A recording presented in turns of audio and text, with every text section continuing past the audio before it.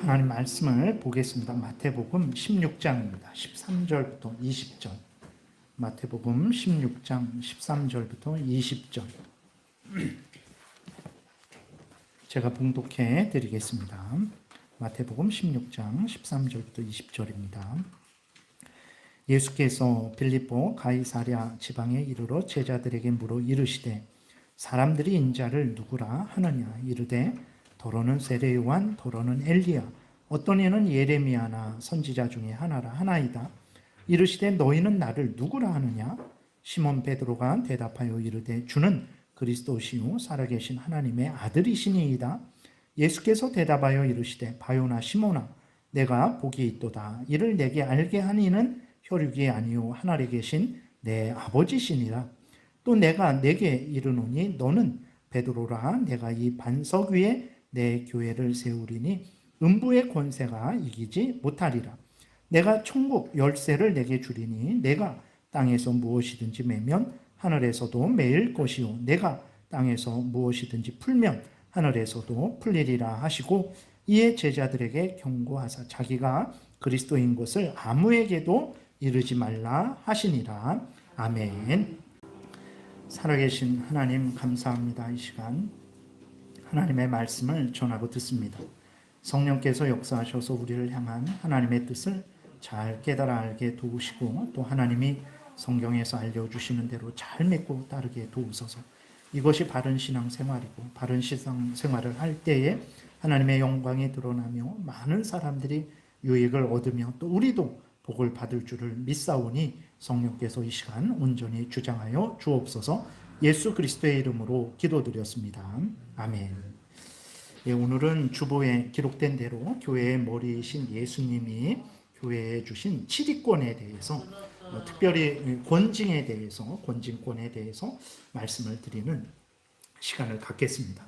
우리가 그럴 수 있어요. 권징에 대해서 설교 시간에 이렇게 이야기를 하는 게 무슨 의미가 있을까? 이렇게 기도 열심히 하고 또 하나님께 간구해서 복을 받고 그러한 것이 더 중요하지 않을까 생각을 하지만 절대 그렇지 않습니다. 물론 우리가 기도 열심히 하고 하나님께 은혜를 구해야 되죠. 근데 동시에 권징에 대해서 알지 못하면, 그러니까 성경에서 말하는 권징에 대해서 알지 못하면 절대로 복을 받을 수 없어요. 그것은 교회 자체도 그렇고 개인도 마찬가지입니다. 왜 그러냐면 권징이 바르게 시행될 때만 성도들이 범죄를 이제 미워하고 경계하고 멀리하게 되는 거예요. 그리고 그 권징이 바르게 시행돼야만 그 범죄한 성도가 있잖아요. 그 성도가 죄를 회개하고 하나님께로 돌아오게 됩니다. 권징이 시행되지 않으면 그 성도는 내가 뭔 죄이냐? 내가 왜 죄를 회개하고 돌아와야 돼? 오히려 교만해지고 강팍해지고 계속해서 죄를 범하게 되고 결국은 어떻게 되냐면 교회의 치리를 받지 않으니까 교회도 잘못하는 거죠. 하나님께서 그 사람을 직접 치리하시고 물론 교회의 권징도 하나님이 하시는 거지만 그러나 교회가 그 일을 게을리하니까 하나님이 직접 그 사람을 권징하게 되는 것이고 그 교회도 그 역할을 하지 않아서 그 교회도 하나님으로부터 징계를 받게 되는 것입니다. 그리고 그 죄에 대해서 분명하게 권징이 행해지지 않으면 다른 성도들도 죄에 대해서 담대해져요.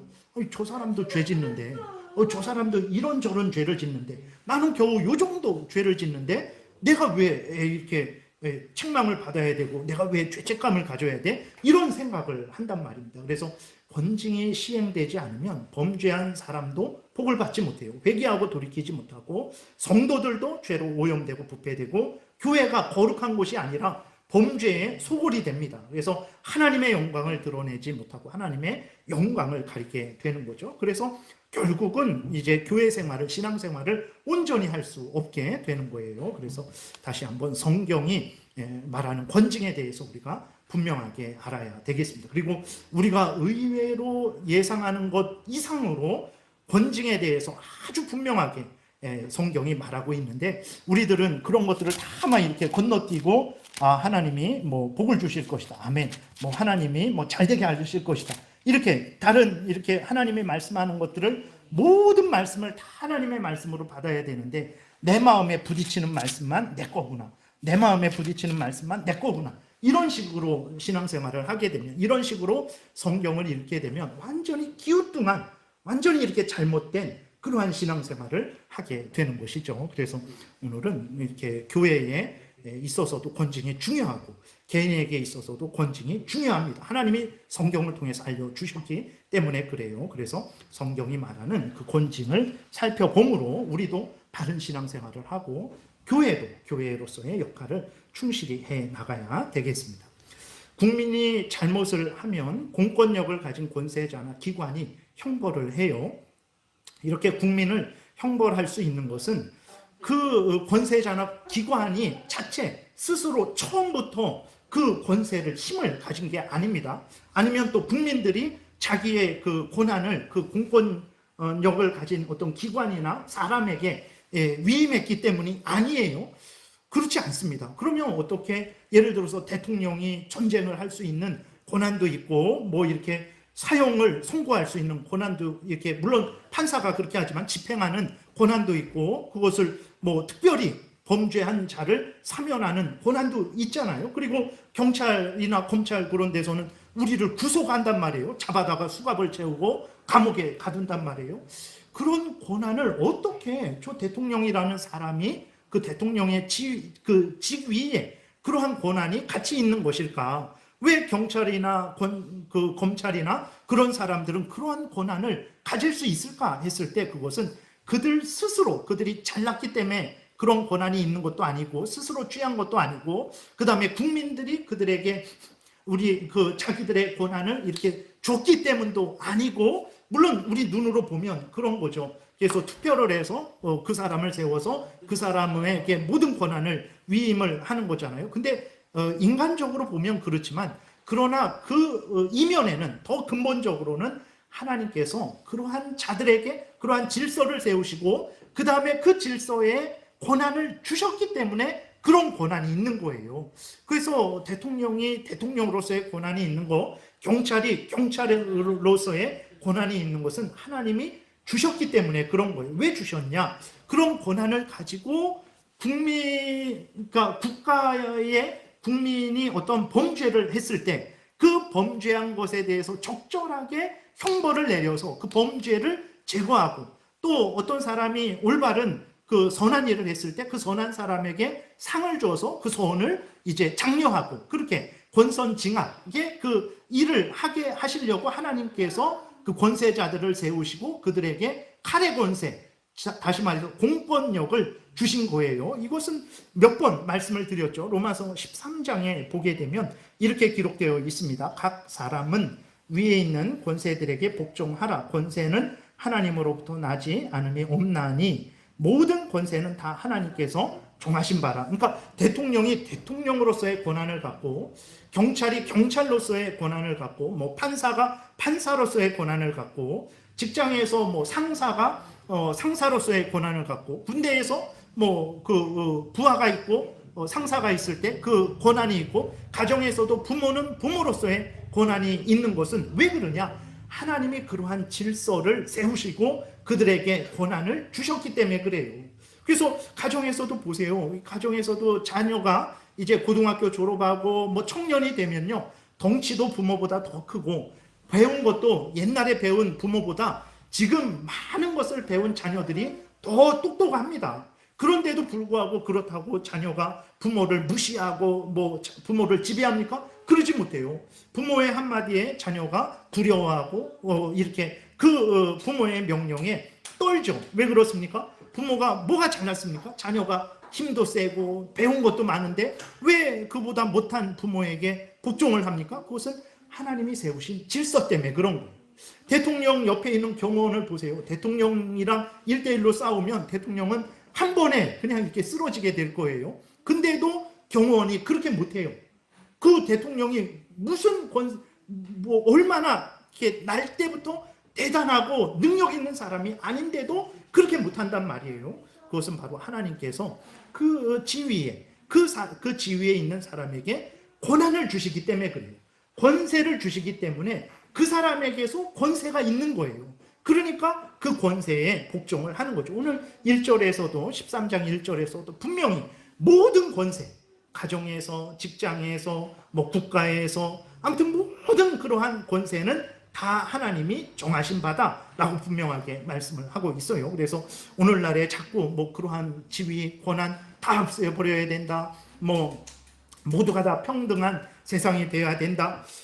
그것은 하나님의 뜻이 아니에요. 그런 세상은 있지 않을 거예요. 그럼 결국은 권위가 무너지게 되면 부모가 가정에서 그 권위가 무너지게 되고, 직장에서도 권위가 무너지게 되고, 국가에서도 권위가 무너지게 되고, 나아가서 하나님의 권위도 다 무너져요.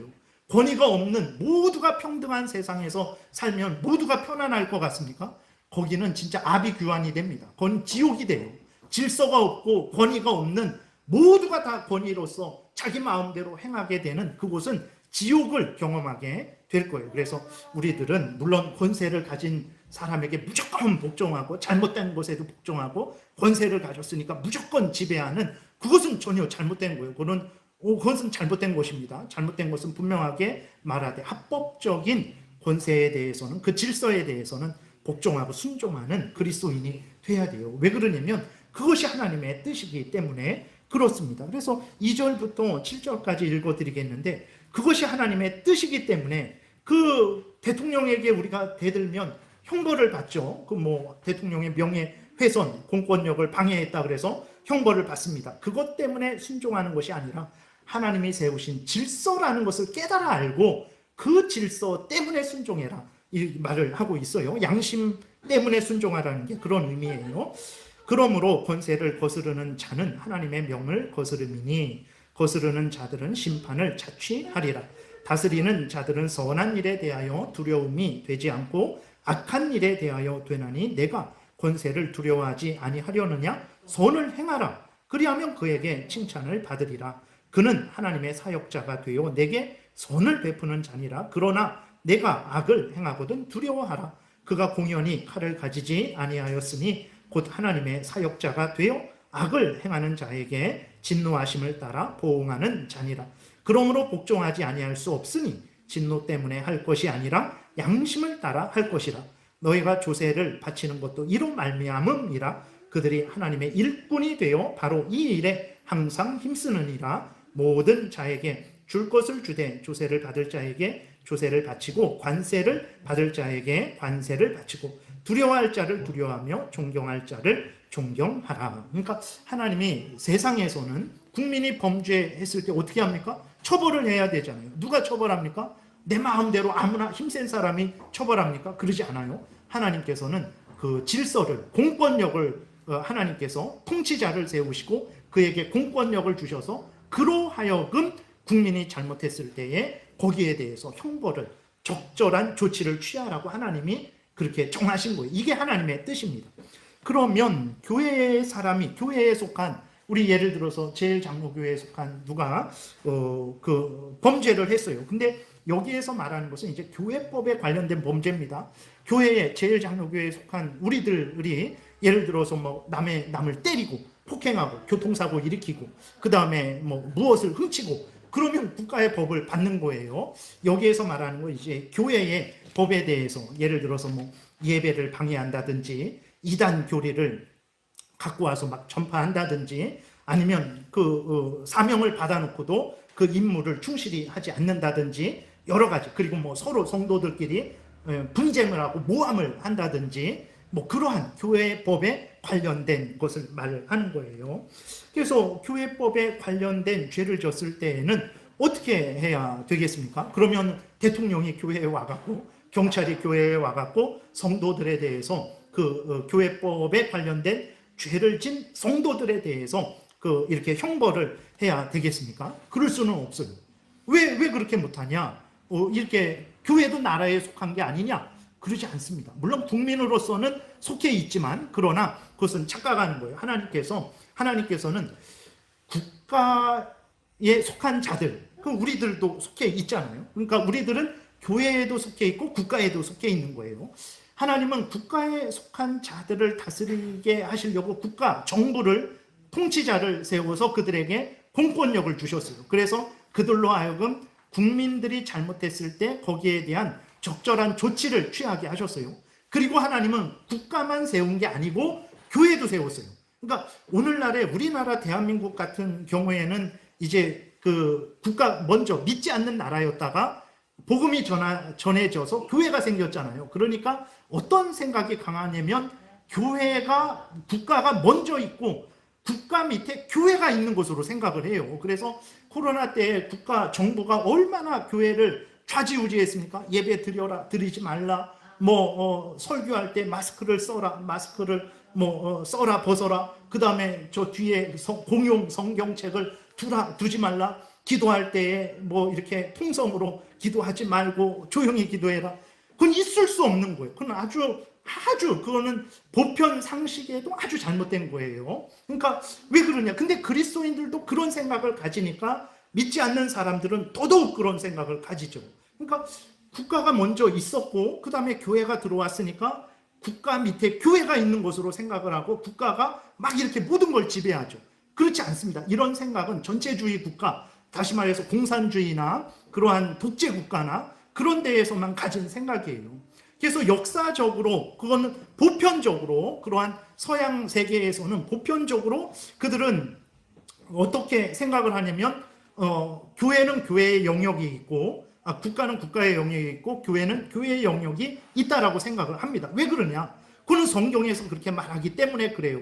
그래서 성경이 두루 잘 증거된 그러한 서양에서는 지금은 많이 그렇게 반대하는 사람도 있지만 그러나 보편적으로는 하나님은 국가를 세우셔서 국민이 잘못했을 때에 거기에 적절한 조치를 취하게 하셨고 또 교회를 세우셔서 하나님은 교회에 속한 자들에 대해서는 교회법과 관련된 것에 있어서는 교회에서 치리를 하게 하셨어요. 그래서 보편적으로 하나님은 이 세상에 이거는 제가 하는 말이 아니라 그거는 서양에서 보편적으로 일반적으로 받아들이는 그러한 이러한 하나님의 뜻입니다. 모두가. 그래서 하나님은 세상에 두 가지 기관을 세웠는데 국가를 세워서 국민을 돌보게 하셨고 교회를 세워서 교회의 성도들을 돌보게 하신 거예요. 그래서 두 가지 정부가 이 세상에 있습니다.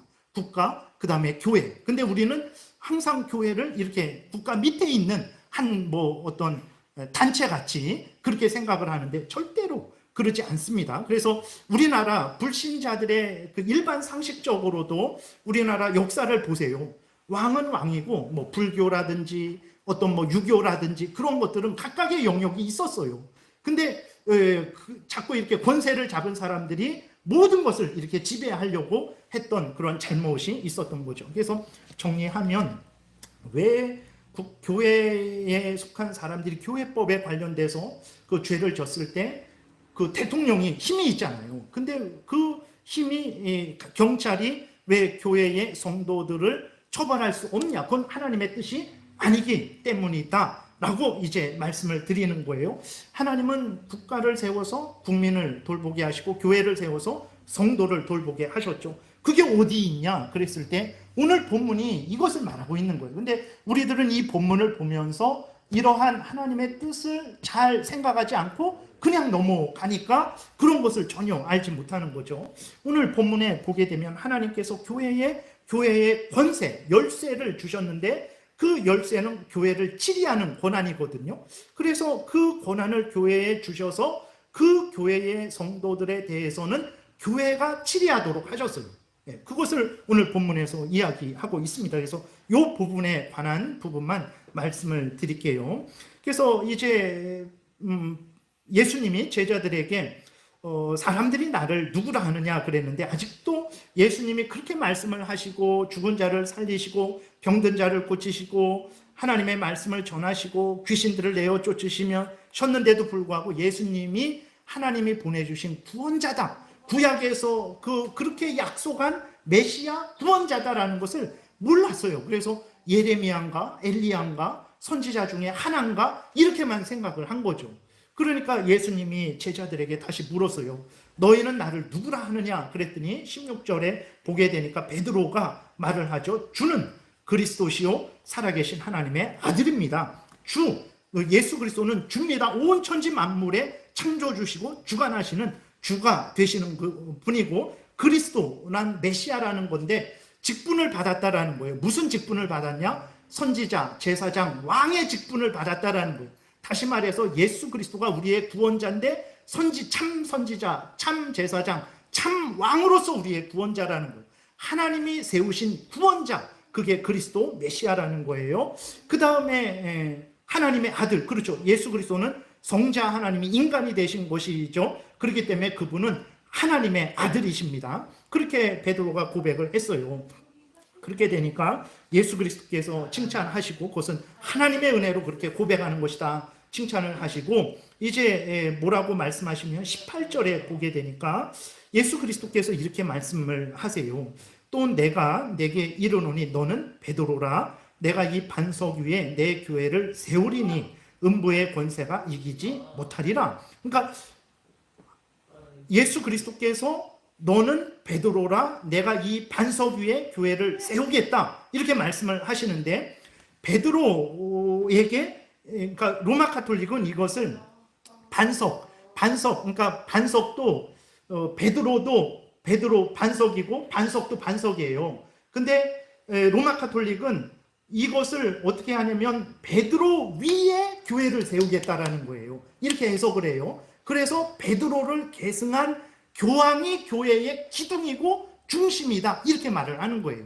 근데 그렇지 않습니다. 베드로는 페트로스라고 해서 남자에게 사용되는 거고, 그 다음에 뒤에 있는 반석도 페트라, 똑같아요. 반석인데 베드로를 지칭할 때는 페트로스, 그리고 반석 그럴 때는 페트라, 달라요. 그래서 베드로는 남자에게 사용하는 말이고 페트라 이거는 여성에게만, 여성 명사라고 하거든요. 그건데 로마 카톨릭은 이것을 그냥 짬뽕을 해갖고 베드로 위에 교회를 세우는 것이다 이렇게 억지 주장을 해요. 그러지 않습니다. 그러면 그 반석은 뭐냐 그랬을 때 주는 그리스도시요 살아계신 하나님의 아들입니다라는 믿음의 고백, 그 믿음의 고백을 말하는 거예요. 그러니까 우리 교회가 어떻게 형성됐습니까? 예수 그리스도를 믿는 자들이 모이니까 이게 교회가 되는 거예요.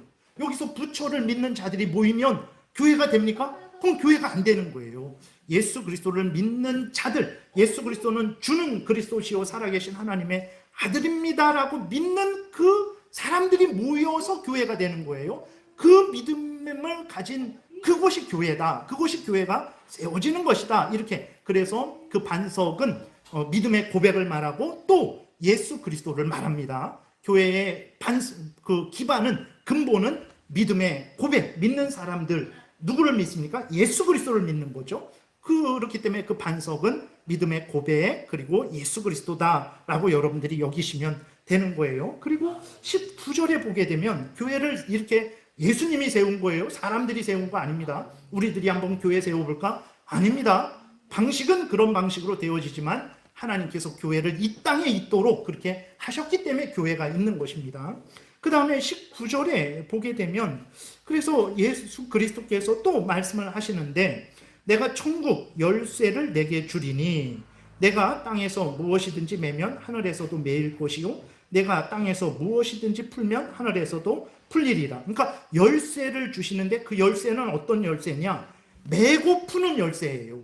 그게 매고 푸는 열쇠인데 이 로마 카톨릭은 이 열쇠를 어떻게 해석을 하냐면 로마 교황에게 줬다, 베드로에게 줬다 이렇게 말을 하잖아요. 내가 내게 천국 열쇠를 내게 주리니, 그러니까 이거는 베드로에게 준 거다. 그러니까 이 천국 열쇠권, 천국에 들어가게 하고 못 들어가게 하는 그 권한은 베드로에게 있는 거고 베드로를 계승한 교황에게 있는 거다. 이렇게 주장을 해서 교황이 교회의 절대자가 이렇게 생각을 하는 거거든요. 근데 그러지 않습니다. 그러면 이 열쇠는 무엇이냐 그랬을 때 이 열쇠는 바로 매고 푸는 권한인데, 다시 말해서 복음 선포권, 하나는 복음 선포권, 하나는 권진권입니다. 그러니까 교회를 치리하고 다스리는 권한인데 복음을 선포해요. 그래서 하나님의 진리의 말씀, 예수 그리스도의 복음을 선포해서 이제 죄로, 사탄 마귀의 종로로 했던 자들, 죄로 이제 영원한 지옥불에 들어가야 될 자들이 복음을 듣고 믿고 회개하여 돌이키게 해서 하나님 나라의 천국에 들어가게 하는 거죠. 그래서 그것은 내가 어느 집사님 안 되겠어, 지옥 가야 되겠어, 그렇게 잠가버리고 어느 집사님 저에게 잘했으니까 천국에 가시죠, 열어주고, 이런 권한이 아니에요. 그런 로마 카톨릭은 그런 식으로 생각을 하는데 그런 권한이 아니고 이 열쇠권은 복음을 전해서 사탄 마귀의 종로로 타고 죄로 오염되고 부패되고 지옥에 갈 자들이 예수 그리스도를 믿고 하나님께로 구원 얻게 하는 그 열쇠권인데, 그것은 바로 복음 선포를 통해서 복음 선포권입니다. 그래서 복음을 증거하는 것이 국회에서 증거합니까? 청와대에서 증거해요? 아니에요. 교회에서 그래서 이 복음을 증거하는 거예요. 교회가 진리의 기둥과 터가 되는 이유는 하나님이 그 권한을 교회에 주셨기 때문에, 국회에 주신 게 아니고 대통령에게 주신 게 아니고 교회에 주셨기 때문에 그래요. 그 다음에 매는 권세는 무엇을 말을 하냐면, 예를 들어서 누가 범죄를 했잖아요. 그러면 교회에서 치리를 합니다. 교회에서 그러한 절차를 거쳐서 치리를 해요. 그래서 그래도 교회에서 그 절차를 거쳐서 하나님의 말씀에 근거해서 치리를 해서 징계하는 거죠. 권징하는 겁니다. 그 징계하는 권세. 그래서 교회에서 예를 들어서 어느 집사님은 어떤 죄를 졌기 때문에 어떤 그러한 징계를 했습니다. 뭐 예를 들어서 책망을 했습니다. 아니면 수찬 정지, 성찬에 참여, 한 달 동안 참여하지 못하게 했습니다. 아니면 끝까지 회개하지 않아서 이제 출교를 했습니다. 뭐 이러한 것을 하잖아요. 그러면 그렇게 하는 권세, 그러니까 국가에서는 뭐 예를 들어서 어떤 살인을 저질렀을 때에 뭐 감옥에 뭐 몇십 년 동안 가두는 그런 게 있는데, 교회에서는 그 교회법에 관련된 죄를 진 자들에 대해서 그렇게 교회에서 그 권징을 할 수 있는 그 권한이 이제 교회에 있는데, 그 권한이 왜 어떻게 교회에 있다 그러냐 그랬을 때, 이렇게 교회를 세우시고 그 교회에 예수 그리스도께서 열쇠를 주셨기 때문에, 매고 푸는 그 열쇠권, 복음 선포권과 권징권을 주셨기 때문에 교회에서 잘못한, 교회법에 관련된 잘못을 저지른 성도들에 대해서는 대통령이 그렇게 이렇게 형벌할 수 없고 교회에서 형벌을 해야만 된다는 거예요. 그래서 대통령이, 국가가 교회의 고유 영역에 대해서는 왈가왈부 할 수 없는 거예요. 그건 할 수 없습니다. 종교의 자유가 헌법으로도 명시되어 있기 때문에 절대 그럴 수 없는 거예요. 마찬가지로 교회에도 대통령의 고유 권한에 대해서는 함부로 말할 수 없어요. 그러니까 어느 장관을 세웠어요. 근데 그 장관이 싫어요. 근데 물론 그것이 어떤 예를 들어서 그 장관을 통해서 예를 들어서 동성애가 합법화되고 온갖 교회가 피해를 입게 됐을 때에는, 그때에는 이제 교회의 생존과 관련되기 때문에 교회의 이름으로 저항을 할 수 있죠. 그러나 그렇지 않을 때에는 개인 국민으로서는 저항할 수도 있어도 대한예수교 장로회 제1장로교회 이름으로 그 장관을 없애버리세요 라고 할 수는 없는 거예요. 그러니까 각각의 고유 영역이 있다라는 것을. 그래서 하나님이 국가의 그 공권력을 주셨고, 교회에는 이 열쇠권, 매고 푸는 권세를 주셔서 교회를 다스리게 했다라는 것을 분명히 알아야 됩니다. 이것을 알지 못하니까 그 국가의 권한을 교회로 끌어들여서 이 사람 좀 처벌해 주세요 라는 이러한 잘못, 예를 들어서 외세의 힘을 빌려서 나의 그 정적을 숙청하려고 하는 그런 잘못을 이렇게 하는 것이기도 하고, 그 다음에 우리 그러한 어떤 잘못된 교회 생활을 하게 되는 거죠. 그래서 분명한 것은 무엇이냐면, 교회에 관한 교회법에 관한 잘못에 있어서는 교회에 속한 성도들은 교회에서 그렇게 치리를 하게 된다라는 거예요. 그리고 베드로에게만 주신 것도 아닙니다. 이 열쇠권은 오늘 19절에 보게 되면 천국 열쇠를 4개 주겠다, 베드로에게 줬어요. 그러나 이 베드로는 어떤 베드로냐면 11사도를 대표하는 베드로입니다. 그러니까 11사도 제외하고 베드로 한 사람에게 주신 게 아니고, 이 베드로에게 주셨다고 했을 때 그 의미는 11사도를 대표하는 베드로에게, 그러니까 11사도의 모임에게 주신 거예요. 이게 엄청 중요합니다. 그래서 예를 들어서 이제 뭐 학교에서 반이 뭐 어떤 달리기에서 1등을 했어요. 그러면 교장 선생님이 체육대회 끝날 때 상을 주죠. 상을 줄 때 모든 반에 있는 모든 사람들을 다 불러서 상을 줍니까? 물론 그러기도 하지만, 뭐 그건 특별할 때 졸업식 때나 한 명씩 이렇게 다 졸업장을 주기도 하지만, 그러나 일반적으로는 어떻게 합니까? 그 뭐 반의 반장을 대표로 해서 그 반장에게 상을 주게 되는 거죠. 그러니까 그러면 반장이 이건 내가 받았으니까 내 상이다, 그럴 수 있나요? 그럴 수 없는 거예요. 그것은 그 반에게 준 것입니다. 그러니까 베드로에게 열쇠를 주셨다라는 것은 물론 사도의 특징 뭐 이렇게 특별함도 있지만, 그런데 베드로에게 주셨다라는 것은 베드로 개인에게 주셨다라는 게 아니라 11사도를 대표하는 베드로에게 주신 거예요. 그래서 그 열쇠권은 회의에 있는 것입니다. 회의에 그 열쇠권이 있는 거예요. 근데 로마 카톨릭은 베드로에게 주셨다. 그 열쇠권은 베드로에게만 있다. 그리고 베드로를 교황이 계승했으니까 교황에게만 열쇠권이 있다, 이렇게 말을 하는 거예요. 그리고 교황이 세운 그러한 뭐 추기경이나 주교나 그 사람들만 권한이 있다, 이렇게 주장을 하는 거예요. 아닙니다. 우리 장로교회는 절대 그렇게 해석을 하지 않아요. 그러니까 권징에 대해서, 성경이 말하는 그 치리권에 대해서, 교회의 권한에 대해서 모르게 되면 신앙생활을 어떻게 하게 되면 로마 카톨릭처럼 신앙생활을 하게 되는 거예요. 그러지 않고 회의에 주신 거예요. 그래서 장로교회에서는 그 치리권, 교회를 다스리고 복음을 선포하는 일에 있어서, 그 다음에 그 성도들이 범죄했을 때 징계하는 일에 있어서 그 권한이 어디 있냐? 목사에게 있는 게 아닙니다. 장로에게 있냐? 그러지도 않습니다. 그럼 성도들에게 있냐? 그러지 않아요. 그 권한은 하나님에게 있는 것이고, 그 권한이 그럼 어떻게 교회에 행사되냐 그랬을 때에 개인에게 있는 것이 아니고 단체에도 있는 게 아니고 목사와 장로들의 회의에 있는 거예요. 당회에 있는 것입니다. 그래서 그게 장로회예요. 목사는 가르치고 다스리는 장로, 장로는 다스리는 장로. 그래서 그 두 장로들의 모임, 그게 당회거든요. 교회에서는 당회가 되는 것이고, 교회들이 여러 개 모인 곳은 노회가 되는 것이고, 그 노회가 여러 개 모인 곳이 총회가 되는 것이거든요. 그래서 그 치리권이 어디 있냐 그랬을 때 장로교는 그 치리권은 당회에 있다라고 말을 합니다.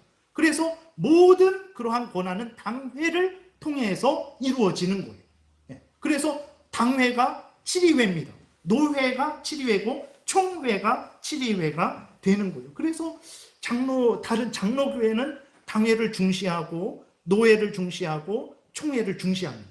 근데 회중교회 같은 경우, 침례교 같은 경우에서도 당회만 중시해요.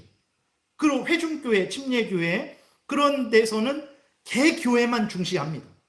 개교회들의 이 한 교회, 우리 제일 장로교만 중요해요. 그리고 다른 교회들의 모임은 그냥 친교 모임, 연합 모임 정도로만 생각하지, 노회에서 어떤 결정한 일을 개교회가 반드시 순종해야 되는 것으로 받아들이지 않아요. 그렇게 복종하지 않습니다. 그러니까 이게 여러분 아무것도 아닌 것 같지만 시간이 많이 지났는데, 그러니까 권징을 모르니까, 이러한 질서를 모르게 되니까 장로교회에 속해 있으면서도 로마 카톨릭처럼 생활을 하는 거예요. 그리고 다른 뭐 감리교회처럼 생활을 하는 거예요. 침례교회처럼 생활을, 그들이 잘못됐다라는 게 아니고, 장로교회에서는 장로교회의 법을 따라야 그 교회가 올바르게 진행이 돼요. 그러니까 장로교회에 들어왔으면서 로마 카톨릭처럼 왜 안 합니까? 그러면 그게 교회법을 어기는 게 되고 그게 죄 짓는 겁니다. 그러면 안 되는 거예요. 그래서 말씀드리는 것은, 정리하면 뭐냐면, 하나님은 교회에 관련된 잘못을 처리할 때에는 국가에 맡기지 않았어요. 교회에 맡겼어요. 그래서 교회에 열쇠권을 주셔서 처리하게 하셨죠. 그랬을 때 그 열쇠권은 메고 푸는 권세인데, 복음 선포권과 징계권인데, 그 권한이 어디 있냐 그랬을 때 그것은 개인에게 있는 것이 아니고 당회에 있다라고 이렇게 말을 하는 것입니다. 그래서 그 장로교회에서 치리는 당회를 통해서, 노회를 통해서, 총회를 통해서 이루어져요. 당회에서 어떤 재판을 교회에서 하는데 그 재판이 불만이 이건 뭔가 부족하고 잘못됐다 그러면 어떻게 하냐면 노회에 상소합니다. 그럼 노회에서 그것을 다루는 거예요. 노회에서도 안 되겠다 그러면 총회에서도 다루는 거예요. 최종적으로. 그래서 이렇게 삼심제가 있는데, 세상에서도 삼심제가 있잖아요. 세상 일반 재판을 할 때 교회에서 먼저 이런 삼심이 있었어요. 그 다음에 민주국가에서 국가가 근대국가로 형성되면서 이러한 교회의 제도를 가지고 서양이 그렇게 삼신제를 이렇게 제도적으로 만든 거예요. 그러니까 우리들은 이러한 그 성경에 말하는 이러한 제도를 모르게 되니까 교회를 하찮게 생각을 하는 거예요. 국가 밑에 있는 것으로 생각을 하는 거예요. 근데 그러지 않습니다. 근대 국가는 교회의 이러한 그 입법, 사법, 행정의 그 분립, 상권 분립, 그 다음에 어떤 재판에 있어서 삼심 제도 이런 것들은 다 교회를 본따서 만든 거예요. 정말 그렇습니다. 이건 제가 그냥 뭐 괜히 하는 말이 아니라 그거는 역사적으로 서양의 그러한 역사를 보게 되면 그것은 아주 분명하게 나오고 있는 거예요. 그러니까 권징에 대해서 성경이 말하는 것에 대해서 우리가 분명하게 알지 못하니까 이제 교회를 하찮게 생각하게 되고 국가의 제도는 존중하고 그것은 마땅히 따라야지 하면서 교회의 제도는 무시하고 그것을 거역하고 이제 따르지 않는 거죠. 그러니까 우리들이 죄가 무엇입니까? 죄는 하나님의 법을 어기는 것이고 하나님의 법을 따르는데 부족한 게 죄란 말이에요. 그랬을 때 내가 어떤 어려움이 있어요. 예를 들어서 어떤 어려움이 있어요. 왜 어렵나? 나를 살펴보니까 죄진 게 없어요. 남의 도둑질을 한 것도 없고 남을 때리지도 않았고.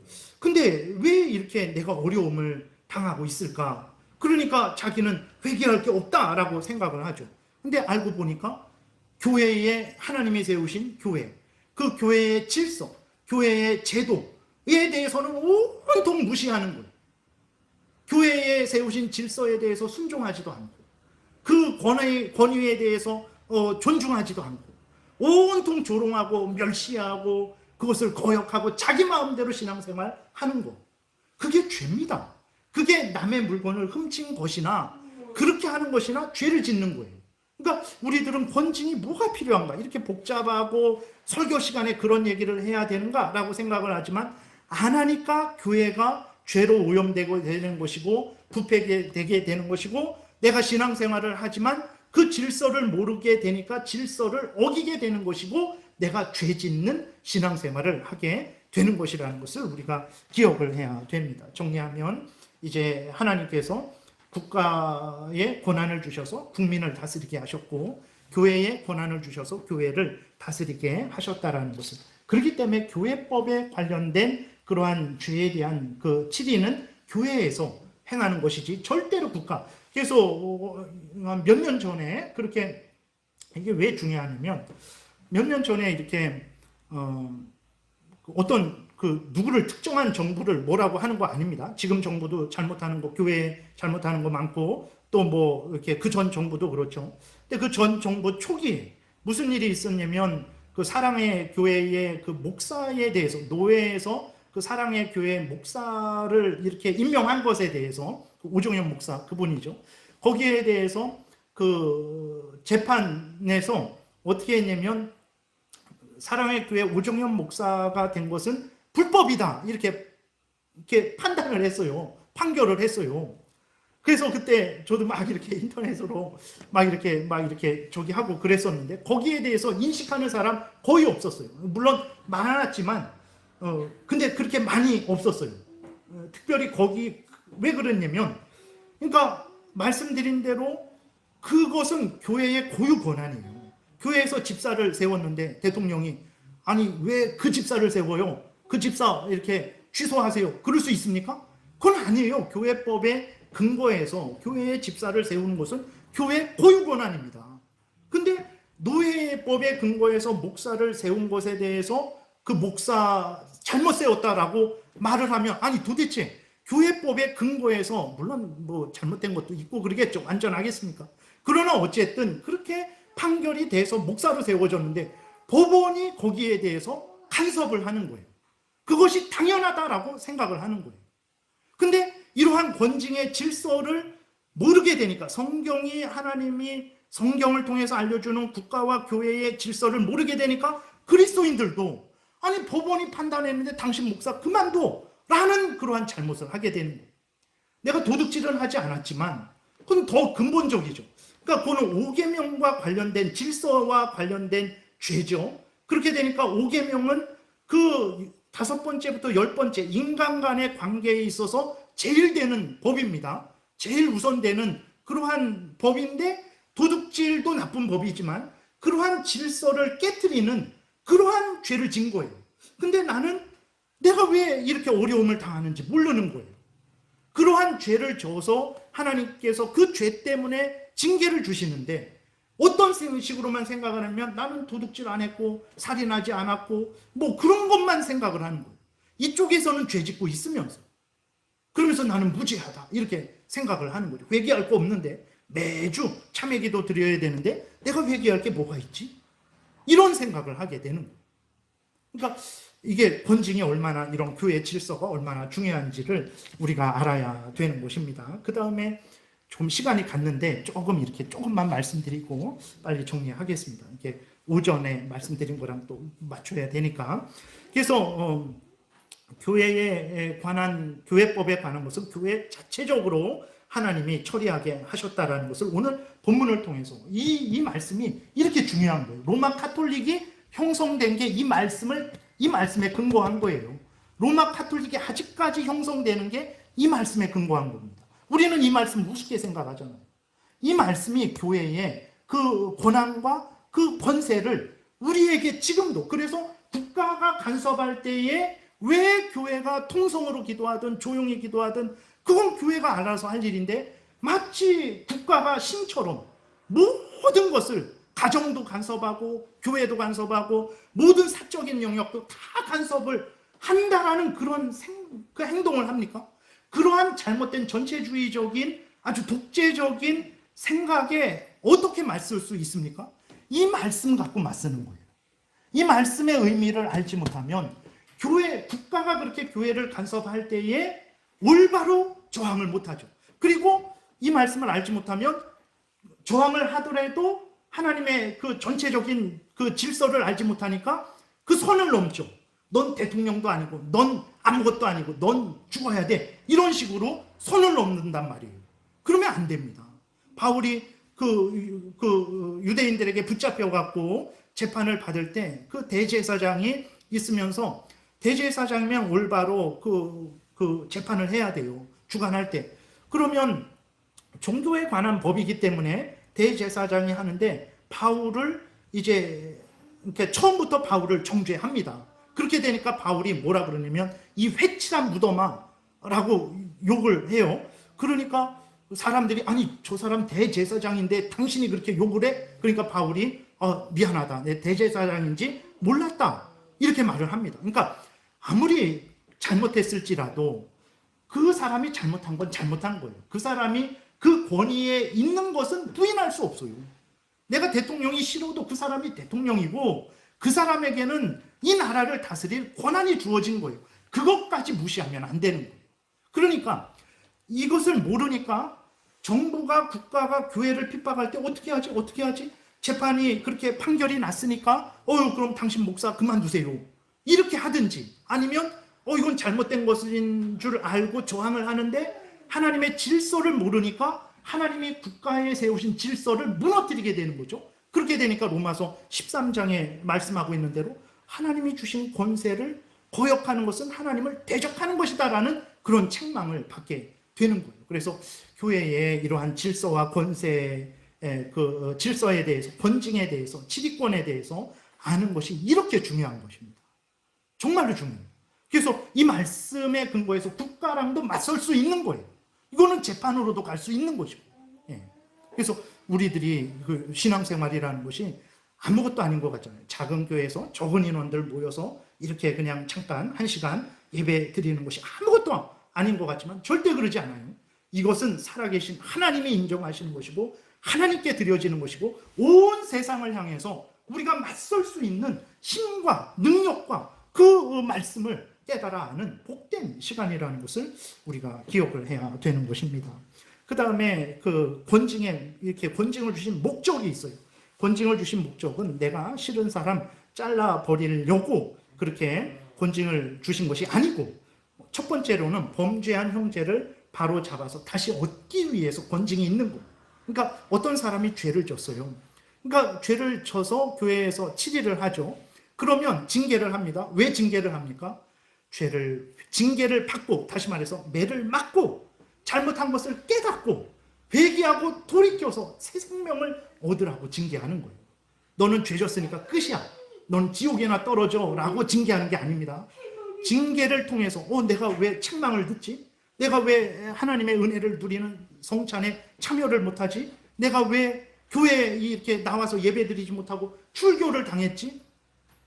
왜 그러지? 그 충격을 받고 그렇구나. 내가 죄를 져서 이러한 형벌이 있구나. 내가 죄를 회개하고 멈추고 돌이켜야 되겠다. 그 돌이키게 하려고 징계하는 것. 사랑으로 징계하는 것입니다.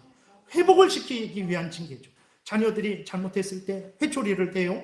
죽으라고 회초리를 댑니까? 너가 정신 차리라고 회초리를 대는 거예요. 그래서 징계는 범죄한 형제를 다시 회복시키기 위해서 그 벌을 통해서 죄를 깨닫고 회개하고 돌이키게 하시려고. 그리고 다른 성도들이 죄로 오염되고 부패되지 못하게. 어떤 사람이 엄청난 죄를 많이 졌어요. 근데도 제가 예를 들어서 목사가 사기치고 온갖 사람 폭행하고 온갖 다른 엄청난 죄를 졌어요. 근데도 제가 여기에서 막 이렇게 설교를 해요. 당회 교회적으로도 조치가 안 되고 노예적으로도 조치가 안 돼요. 그럼 여러분들은 무슨 생각을 하겠습니까? 목사도 저렇게 죄 짓고 저렇게 살아가는데 나도 그래도 되는 거 아니야? 이런 생각을 한다고. 그래서 징계가 행해지지 않으면 범죄한 사람도 더 악해지고 결국은 멸망되게 되죠. 교회적으로도 조치를 받고 회개해야 되는데 교회도 그 일을 안 하니까 하나님이 직접 치리하시죠. 그리고 교회도 죄로 오염되고 성도들이 죄로 오염되고 부패됩니다. 나라고 왜 죄를 못 져? 목사도 저렇게 하는데 내가 왜 그렇게 작은 죄에도 슬퍼하고 힘들어하고 회개해야 돼? 그러면서 죄에 대해서 담대함을 가지게 돼요. 그렇게 되면 어떻게 됩니까? 그 성도들도 망하게 되는 거예요. 교회적으로도 망하게 되는 것입니다. 그 교회는 죄 짓는 곳이에요. 그렇게 되니까 하나님의 영광이 가려지게 되는 거죠. 그래서 범죄한 자를 바로잡고 그 다음에 다른 성도들이 죄로 오염되고 부패되지 않도록 죄를 미워하고 경계하도록 그래서 교회가 거룩해지도록 그래서 하나님의 영광이 드러나게 하려고 권징을 하는 거예요. 권징이 없으면 하나님의 영광이 올바로 드러나지 않습니다. 사랑과 함께 복음 선포권과 함께 권징이 같이 있어야 하나님의 영광이 드러나게 되는 거예요. 그래서 고린도전서 5장에 보게 되면 고린도 교회에 죄진 사람이 있었는데 계모를 자기 아내로 삼았어요. 대단한 일이죠.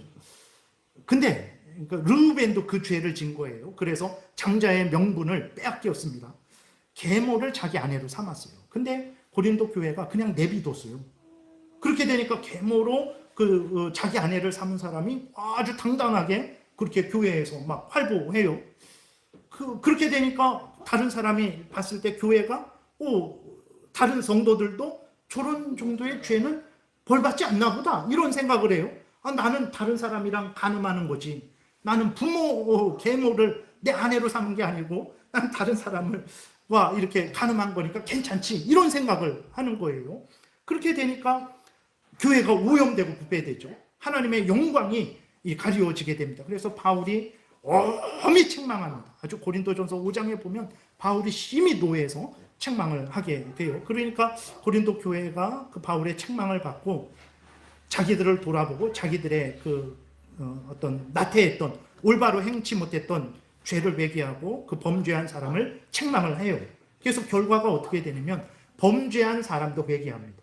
그리고 고린도 교회도 회개해요. 그러니까 고린도 후서 2장에서 바울이 어떻게 하냐면 다 그렇게 올바르게 회개했으니까 이제는 서로 그 범죄한 사람도 받아들여라. 내쫓으라 그랬거든요. 근데 그 사람이 참되게 회개하니까 다시 받아들여라. 어느 정도까지 얘기를 하냐면 여기 이러한 사람은 많은 사람에게서 벌받는 것이 마땅하도다. 그렇죠. 벌받는 게 마땅해요. 근데 그런즉 너희는 차라리 그를 용서하고 위로할 것이니 그가 너무 많은 근심에 잠길까 두려워하노라. 그러니까 그 사람이 회개했기 때문에 이제는 그 사람이 너무 근심 걱정하지 않도록 그를 위로하고 격려하고 다시 받아들이라는 거예요. 그러니까 권징의 목적은 이런 겁니다. 이런 거. 이것을 생각하지 않으면 아주 거기에 무섭죠. 거기는 무섭습니다. 그거는 성경이 말하는 권징이 아니에요.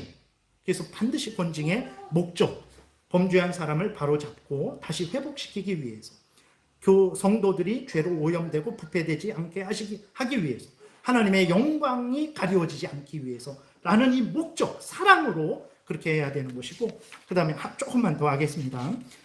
마태복음 18장에 보게 되면 이 권징의 절차, 마음과 태도, 18장 여러분들이 나중에 읽어보세요. 15절부터 끝절까지 읽게 되면 거기에 권징의 절차와 그 다음에 마음과 태도에 대해서 말을 하고 있어요. 그래서 베드로가 18장에 보게 되면 베드로가 그렇게 읽지는 않은데 잠깐 말씀드리겠습니다. 그러면 형제가 나한테